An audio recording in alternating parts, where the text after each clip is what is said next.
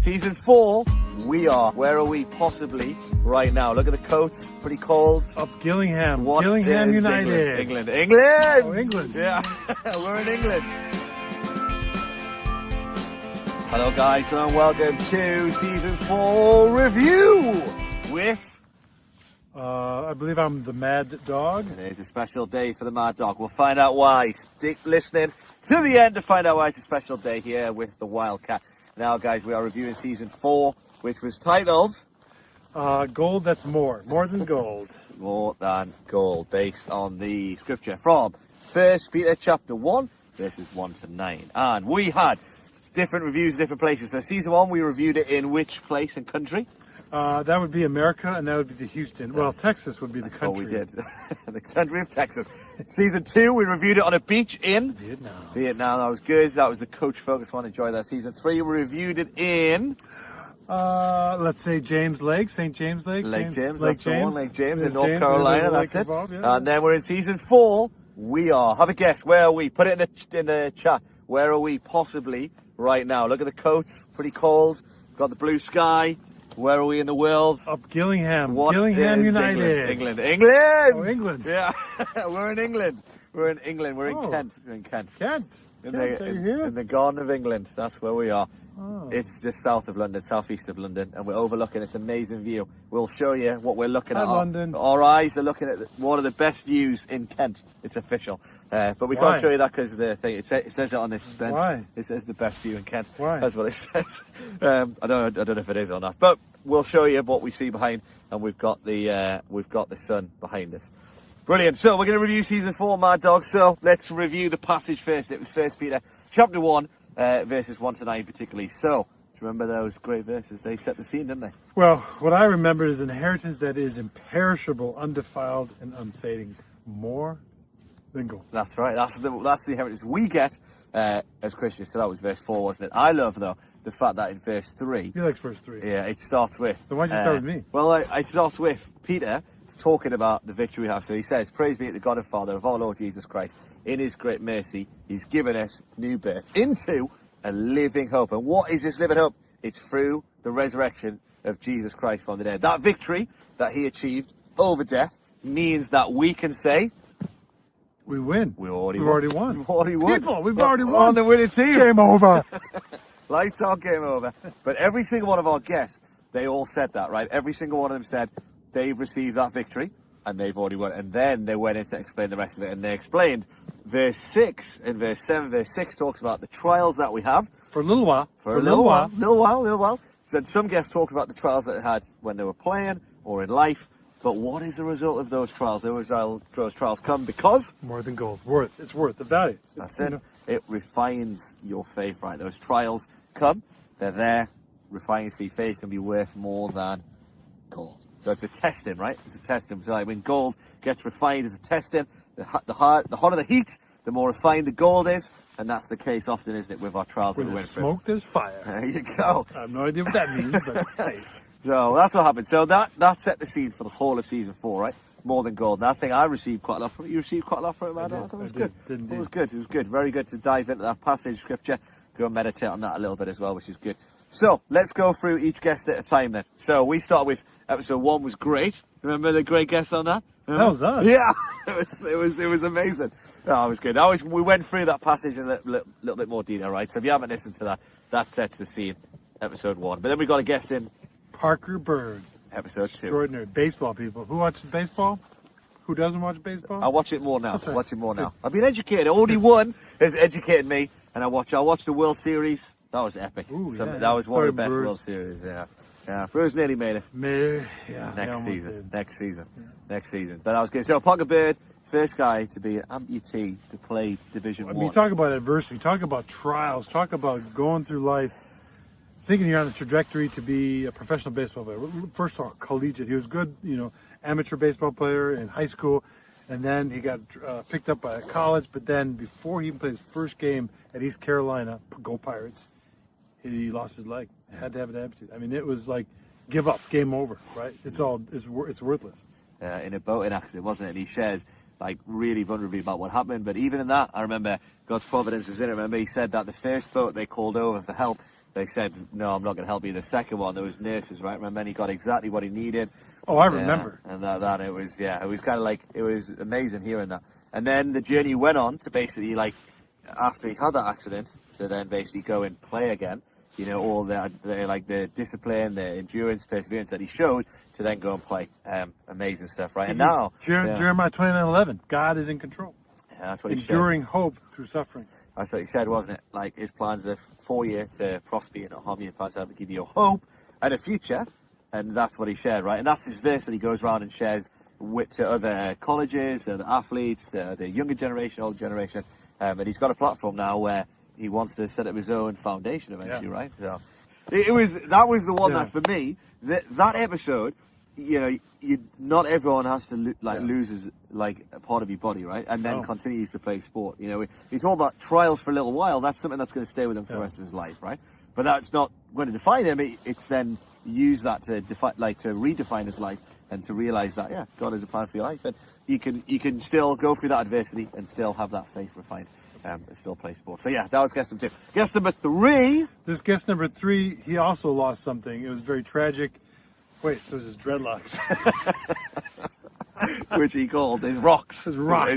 Dread rocks. Yeah, it is our first golden take. So Reverend Dr. Foston's I'm total. So we had our first golden take. So season 4, we did 4 golden takes, which is basically a focus on a specific country, right? Team leader. So 4 of them. Fostons came in. Talked about his locks. In Malawi, they mix up the L's and the R's. Doesn't matter. You could say dreadlocks, locks or rocks. So good. You can. It's I love my dread rocks too. Long time ago, lock and low. So he came in, but he shared like his whole story. The thing about him, obviously in Malawi, was for me, he talked about discipleship. He said before he was involved in youth ministry, actually it was sports friends that helped him understand that sports ministry is the perfect place for evangelism and discipleship, right?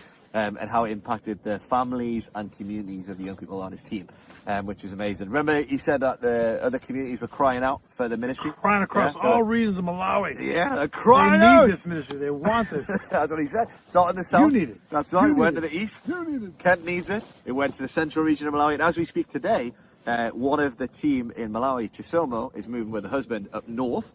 So now there's going to be a staff member in the north of Malawi towards the top of there as well. So the whole of Malawi now cried out, and we see the ministry growing across Malawi as well. Give that a listen. Golden Take. You enjoy the Golden Takes? Love them. The whole of season 4, you enjoyed them? Every single one. All 3 of them. Was there 3? There was 3. Malawi, Canada, Ghana, Thailand. 4 of them. There was 4. Like I said, 4 of them, people. Nice. So next guest was one of your friends, Coach Chris Klotzy, Kawabunga from Lipscomb. Yeah. Enjoy him coming in? Yeah, it was good to hear him back again. Wherever he is, whether he's playing, coaching, or just leading a small group, he's always passionate about it. I mean, that's the thing about Klotzy. You can be in a room and if you're having a bad day, it'll be a good day by the time you leave the room. So very encouraging, very motivating. We had a good day him coming in. Yeah, I remember him saying he has 3 girls, and he's on the campus where he is, and he says those girls are the things that are really helping him get to know athletes and stuff. They just gravitate to his daughters and stuff and want to know a bit more. So I love that. That was great. Klotzy, great Sports guest. is more than wins and losses, wins and trophies. It is a platform for something greater. Chris Klotz. There's a quote right there. That's a great quote, that is. Something greater. Yeah. Next guest. How about our first female of the season? We had Tiana Juricek. Yeah. Tiana, so good. I think for me, we talked about those trials for a little while. She shared really openly about in her family from an early age. Remember, she said that Jesus came real to her through the struggles that were going on in her family, in the country, those issues that were going on. And then after discovering Christ for herself, she played soccer. Well, it was her grandparents. Her grandparents, anytime there was conflict or anything in the house, her grandparents would go talk to Jesus, go talk to God. And that was where she taught to pray, and that was real, it was vital. Yeah, and then the hardship even led her to play sport with their boys, right? That was the thing. It was like, let's just go and play soccer. And then someone was like, oh, you're really good. And then went to one of the best, Red Star, right? I think it was Red Star. Scouted her and then played. And then ended up somehow in the States. Texas Christian University. TCU. That was good. And then she played professionally and across Europe and stuff. And now she's helping sports women in different places and men connect their faith and sport as well in her ministry as well. So, great guest. Firecracker. Tiana, thanks for coming on. Awesome. Next guest, we had another lady. No, we didn't. Definitely not. We did not. Well, unless she's leading the women's ministry, it was Steve Zonderman. Steve's the man, and he's specifically doing men's ministry. So yeah, your mentor. My mentor. So I met him. He was a college pastor, great guy. You know, he took time with he took 12 students, walked with us for 2 years. You know, discipling, learning, living. So it was great. And then from that was the groundwork, the foundation for No Regrets Men's Ministry, which he's doing today. Which he's part-time, because I guess he's transitioned off, and there's a new executive director. But it's good to talk to him. Also a chaplain with the Brewers. Yeah, he was. That was some good stories he shared. Interesting, 12 model, walking with you know, the model that flipped the world on its head. Steve's doing it. We won't tell you the 12th that Judas is. But it wasn't me. It wasn't me, people. You still here? Yeah, he was amazed. He was like, wow, Carl, this is what you're doing now? Yeah, you're doing great. God really is a miracle working God. So there's hope for you, there's hope for us all. But I liked it. He said, have a big enough vision to think small. You're thinking small with those 12. He said, have a big enough vision to think small. What a quote. Steve's on the man. I tell you, so much wisdom. He talked about gold bars. He dropped them. That for me was the episode where we dropped. Maybe he dropped them most. Well, we're in the hills of Kent. There are now. We need to go Fort Knox. Drop those gold bars in. So that was Steve. Great episode. That was one of my favourite, by the way. But my next one was also in season 4. These two guests for me, Steve and Dr. Chad Carlson. Yeah, he was great. How do you know him again? Yeah, we met Chad when he came to Ghana with the team from Hope College, not university. They're sticking hold to the true old the college, but yeah, they brought a team over from Hope. They traveled around Ghana, did some great ministry, some camping ministry as well. But it was good to see the team come in, the students come in, him leading it, and letting the students kind of learn and grow as they were in Ghana. Nice, and I liked him coming in. You know, this is someone who's a doctor who really studied the history side of sport. He talked about philosophy of sport. He talked about kind of how it's affected sport, affects culture, and he kind of talked about these things are really important to understand and to kind of research to understand where it fits, like within different things, right? So yeah, that really turned on light bulbs for me. I think both him and Chad both encouraged me to get more books, which was good. You know, Steve said hide them in the ceiling. That's right. You know, Chad said get more. I actually listened to his book, Making March Madness, on audiobook. Yeah, that was good fun. Then we learned about the reformed rivalry. Calvin University versus Hope College. Yeah. Check it out, people. It's coming up. That was good. He was analysing this idea of rivalries, right? And talking about how there was a division in a denomination, but then that rivalry's kind of continued today as well. So again, don't tell me that you don't learn anything and already won, because that was I won't tell you that. Yeah, you won't. You learned so much, so much. So he's got pages of notes right here that he's got learning from season 4. So awesome. So that was Dr. Chad, another Carlson. doctor. Carlson. Yeah, great stuff. Next guest, who do we have? Chuck. We have Chuck, a.k.a. Charles Millet. Is he French? No, people. He's Canadian. He can speak French. He can speak French. And he can speak Spanish. Yeah. But all roads lead to? It's all Canada, people. Led to Canada. It's where it is. Yeah, another golden take from Charles. I think for me, it was like hearing his vision for Canada was great. Just hearing about, I think he said, never bury passions and treasures, right? Don't bury them. People of Kent, don't bury your passion or your treasures, right?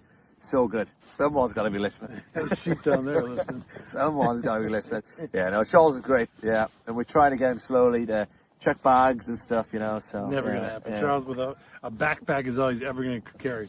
He's going on a month-long holiday. It's a backpack. He'll wash every day. One pair of underwear, one pair of shoes, one pair of... But it's exciting. Him and his backpack, they're going to British Columbia on the west coast of Canada, right?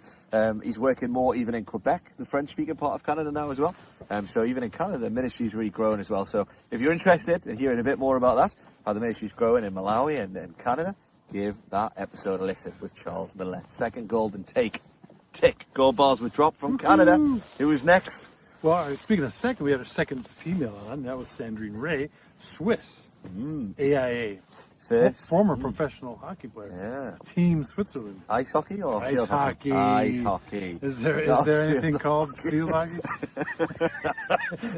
there is, believe it or not. If you're American, you won't believe it, but there is. In England, it's actually quite popular, field hockey. But no, it was ice hockey. We went to the ice, right? We went to the ice on this season quite a bit, and they called it. But Sandrine, I remember she said specifically, do you remember?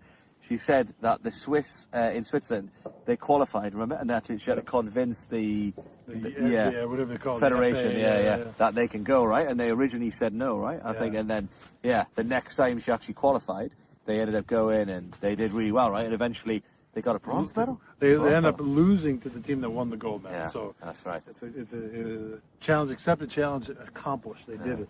But then she also said that these sort of accomplishments, these trophies, they don't last. She kind of felt empty. Like, what's next? Yeah, after going to the Olympics as well. Like someone who's an Olympian said, you know what? Even getting a bronze medal, right? It doesn't last. She said, after all that training, imagine that for 4 years, you're basically training for one event. And then you win something, and then it's like, it's still empty. There's actually a lot of people who've said that within sport. Like Andre Agassi, the tennis player, wrote a famous book, autobiography, saying he won it all, and yet he thought this was going to be a moment where you feel everything, and actually he felt so empty.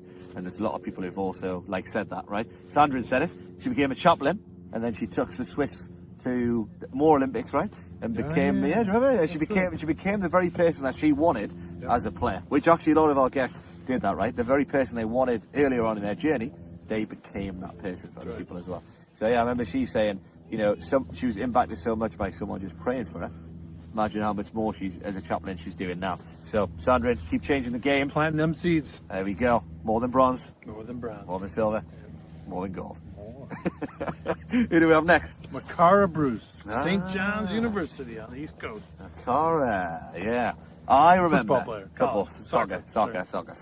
She was there. I remember her saying she was surprised at how, when she got there, how much harder it was to play. Now, more running. I remember specifically she was like, more running. I don't know if you go, you enjoy it more before, and then you go, it's a different environment, right?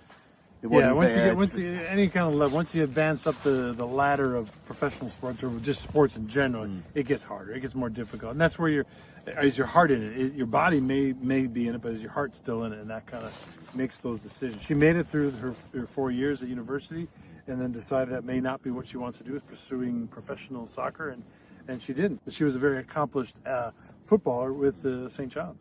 Yeah, and I remember that. And she went to the business world as well. But she said she thought it was really hard actually to find a place where she could be encouraged while she was studying in her faith. And actually, what she did was she set up her own one, which was later AIA, right? Yeah, which is what she did. So again, it was sort of missing. She set it up. But yeah, went into the world of business and work, right? And did really well, excelled in that, and then decided to take a sabbatical. And is now on sabbatical now, right? But went to South Africa, told the stories about going there and different places as well. So, yeah, great episode there from Makara. Love the perspective on things as well. Who is next, my dog? This is our first return visitor. The co-founder of Sports Friends himself, BD Brian Davidson. Wow. So nice. We got to do it twice. That's right. It was. Well, we got enough footage now, 3 hours, probably 3 episodes, 4. I'd want to have him back. I don't want him every week, just have Brian here. It'd be a 1 hour episode, but yeah, at least. Those podcasts that go for 3 hours, that would be it. We're not doing that. Yeah, but Brian could easily do that. Yeah. But he was there. What was he talking about? He's talking about obviously son in Clemson, the kid, doing well, but also his new book called The Playbook of Deception. It was based on the Screw Tape Letters by C.S. Lewis, and writing to parents, specifically talking about this untapped mission field that they're in, right? He's always, so this is something he's passionate about. Brian gets passionate about anything. He's in the current realm of his thinking. So Sports Friends was great. He did that, and then it moved on to other things. Now he's doing this Playbook of Deception, trying to get parents engaged or understanding their role in their child's development. He's always had this, like sports, love God. It's always, you got to get in that priority. If you love sports more than love God, then you're supplementing your idols. Yeah, but he talked about don't just farm off your kids to the church to disciple them. It's your responsibility, and what a better place to do it while you're going through the season, right? Don't just wait till the end of the season. Basically, do it as you go along, right? So yeah, I think that's a good book. You had a different study guide as well to go along with it as well. Really short letters to read, which are really impactful. And that was actually, I read different books a year, and he's in my top 5 books that I read this year. Yeah, out of 52 that I've read. He's in the top 1. It's the only book I read. He's in it. He's 1 for Kyle, and I think he made it number 5 for me. But there you go. No, but Brian, so good. Yeah, like you say, but for me, it's like, you have the coach on one side where I coach, and you have the parents on the other side. So he co-founded Sports Friends. That voice is on one side, the coach's voice that speaks to the young players. But then you've got on the whole other sideline, you've got the parents' voice. And I think that's what that book's aiming at, right? Is the other sideline is the parents' voice. So yeah, couldn't recommend it more. Carl said it's his best book he read this year. His number one book. If that isn't a better recommendation, I don't know what is. You actually said it's what was your quote that you said first? The calls for revival through intentional family formation. Forget that last word. You said it. It was so good. It was so good. You said so many good quotes in season 4. Yeah, remember you dropped some in and you made one rhyme once. Remember that? That was an amazing moment. Roses are with Charles, I think it was. Man, I knew this one. All right, next guest. Golden Take. Here we go. Number 3, because we have 4 people, not 3. We have 4. We got one more coming after this. Ben G. Not Ben Ghana. Ben Gariba Amanang. Ben A. Ben G. Ben Ghana. All the above. Yeah, Ben. Yeah, that's it. If you're confused, happy birthday, Ben. If you're confused about any of that, you gotta give the episode a listen. You have to do it. He's a fun guy. Previous salesman, now he's a salesman for Jesus. Previous guy who was hired in the government doing different things, right? Now he's working. But he said, what did he say about he doesn't have to be? I mean, coaches don't need to be the best athletes, the best skilled people. They just need to have the availability, right? It's not your ability, it's your availability. Oh, stop it. I said that. Stop it. I'm falling off this hill in Kent with that. It's so powerful. The sun's going down. It's like, and the gold is still dropping. No, that was great. And yeah, Ben said so many things in there, which is good. And his vision for Ghana is where he said every corner of Ghana, he said he was looking at. And that's what they're doing, right? They're trying to train coaches. They were part of churches to set up church-centered sports ministries, and they've done that across all of Ghana, right? So, yeah, a great episode. If you want to learn more about what it looks like on the ground, give it a listen. Golden Take in Ghana, Ben G. You can find it where? You can find it any podcast provider. YouTube, anywhere. Facebook, iHeartRadio, StreamYard, no, Spotify, Google, wherever. Apple. Everywhere. Everywhere you can find it. There you go. If you have a podcast, we're there. And lastly, our last Golden Take was from Supat or Tan. I'm not going to pronounce his last name. No, you do it. Go ahead. No. Ton was there, and he was great. He was telling us about how he's using the new Pathright platform, online training platform, to train coaches, working smarter, not harder. You enjoyed the episode? Yeah, I mean, he's trying to give the perspective that sports is not just something that you do for fun or amusement or even for making money, but it's something that can be used for ministry, used for development, used for God's purposes. So, and he's doing that all across that. He's got this amazing map where he's basically looking at. Traditionally, we worked in the north, right? There's 2 denominations in the north of Thailand, which are now like self-sustained, don't really need much help from sports friends, which is great. But now they're looking at going to the northeast, they're going central region, into the middle, the south, all over. Yeah, all over. So, a great episode again, hearing what it looks like. Very different to Ghana, very different to Canada, and very different to Malawi, but yet all doing the same thing, right? Which is amazing. So, CCSM. All the way. I think you said that a dozen times. Church-centered sports ministry. Promoting the model, promoting the growth. Yeah. And it was funny because, isn't it, like we always emphasize like the CCSM, so it's sports ministry, but obviously in Thai you go up and down, right? So by the time you go CCSM, I remember that? Yeah. But obviously we don't emphasize the sport, it's the ministry bit, right? But it's just how that went. But anyway, church-centered sports ministry, exactly, that's what he's doing. So give it a listen. If you haven't listened to it already, go back and listen to that one. Then we did top 10. You weren't there, you in Ghana. I don't care. You didn't. And he didn't listen to it. But you guys did. And if you didn't listen to the top 10 moments, I listened to it in double speed. It was quite interesting. You cannot be understood in double speed. But the guest could. So there you go. 4 times speed, it's even clearer. Or some people do 0.5 so they can understand everything. So there you go. It's an option, people. It's an option. You press the time, 1x. Just boost it up a little bit. Amazing. So that was it. That was all of season 4. More than gold. More than gold, people. Done and dusted. We had golden takes. We had great guests. We had Olympians. We had amazing leaders. We had amazing guests. We had chaplains. We had it all. So, what's left? Yeah, that's a good question. We're up here at Kent. I mean, we could sit up here for, till next year and just kind of enjoy the sights, the scenes. But we want to know from you people, is there a season 5 to be had? Or are we just going to end at season 4? Season 5. Do you want it to be alive? Do you want to thrive in season 5? Do you want it to be alive? If you do, stick it in the comments. Because if not, we don't know. Should we do a season 5?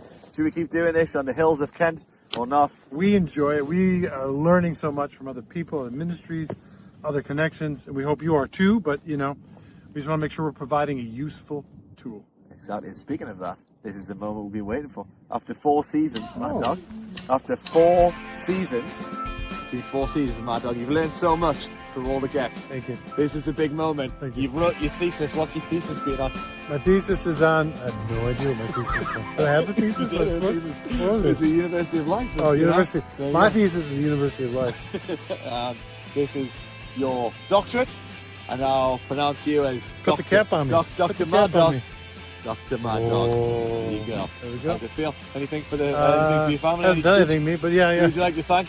I'd like to thank my children, my wife, and life. And tea in England. Tea in England. And the king. of And the England. king. There you And go. the queen. We'll see you guys maybe for season 5. Thank you for watching. What we got to tell everyone, Mad Dog? You know Dr. what? Mad Dog.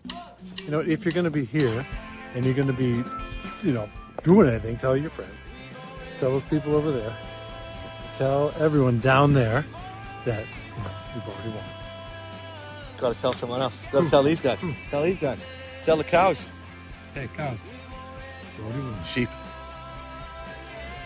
Get a sheep either. Hey, guys. You've already won.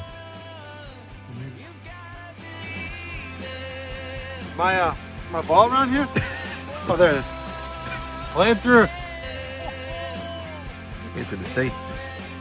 Are we allowed to hit golf balls down there, Ben? Come back. They come back?